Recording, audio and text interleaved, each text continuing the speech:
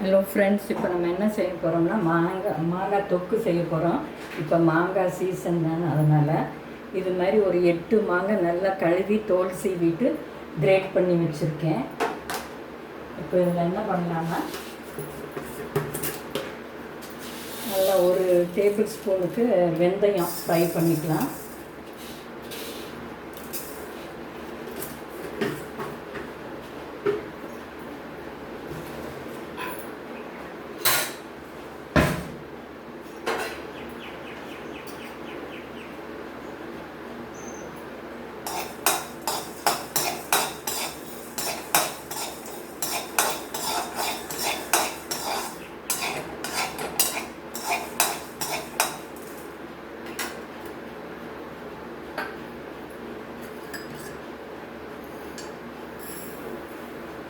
இதில் ஒரு அரை டேபிள் ஸ்பூனுக்கு கடுகு ஃப்ரை பண்ணிக்கலாம்.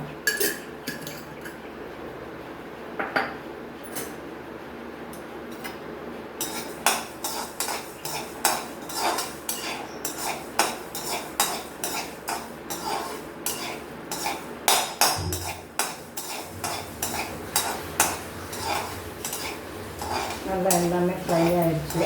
இப்போ இதை ஒரு தட்டில் மாற்றிக்கலாம்.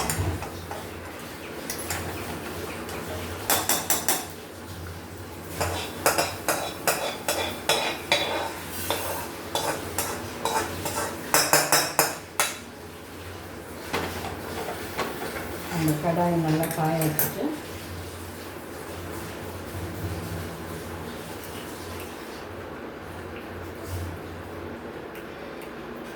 அதில் நல்லெண்ணெய் ஊற்றிக்கலாம்.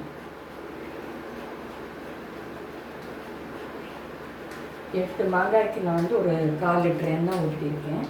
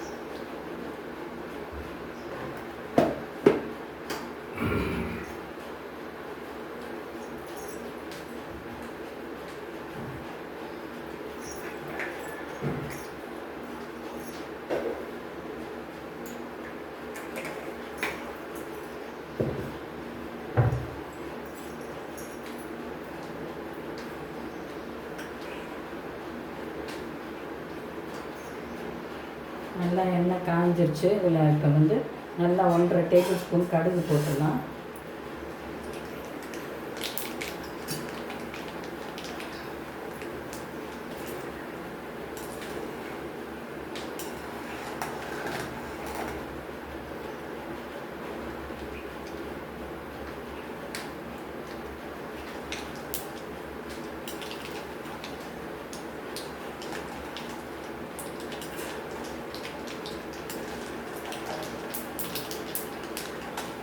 கடுகு நல்லா பொரிஞ்சிருச்சு. இப்போ இந்த கிரேட் பண்ணி வச்சுருக்க மாங்காய் அதில் சேர்த்துடலாம்.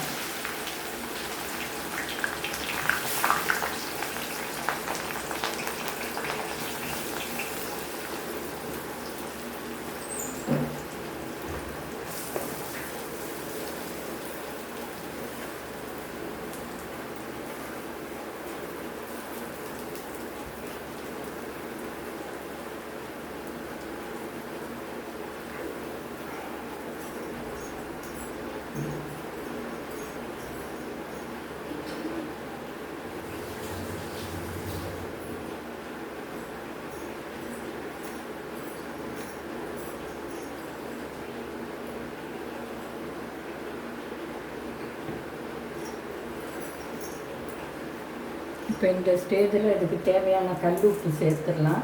நைஸ் உப்போட கல் உப்பு தான் ஊறுகாய்க்கு நல்லது.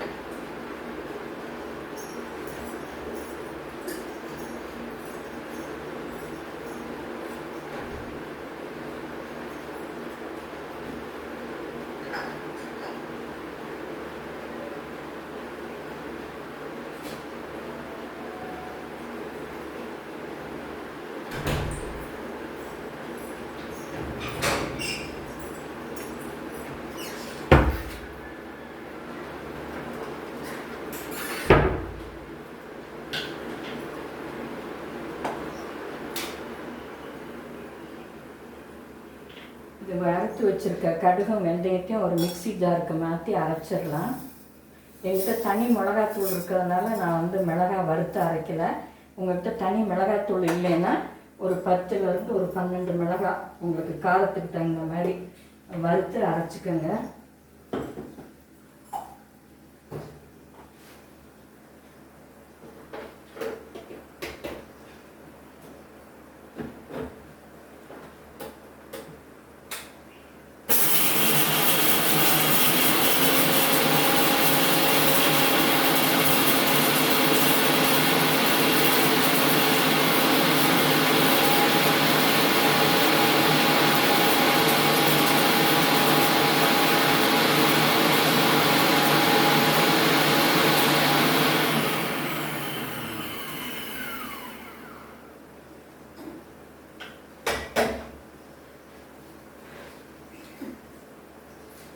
இந்த தனி மிளகாத்தூள் வந்து 2 டேபிள் ஸ்பூன் எடுத்து வச்சுருக்கேன்.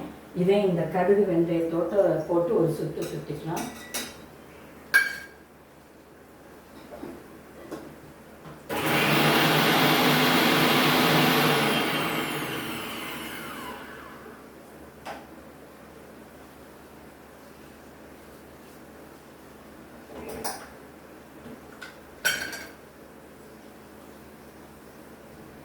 இது மாதிரி எல்லாம் இது பண்ணி வச்சுருக்கேன். மாங்காய் வந்து இந்த எண்ணெயிலே நல்லா வேகணும், தண்ணி ஊற்றக்கூடாது.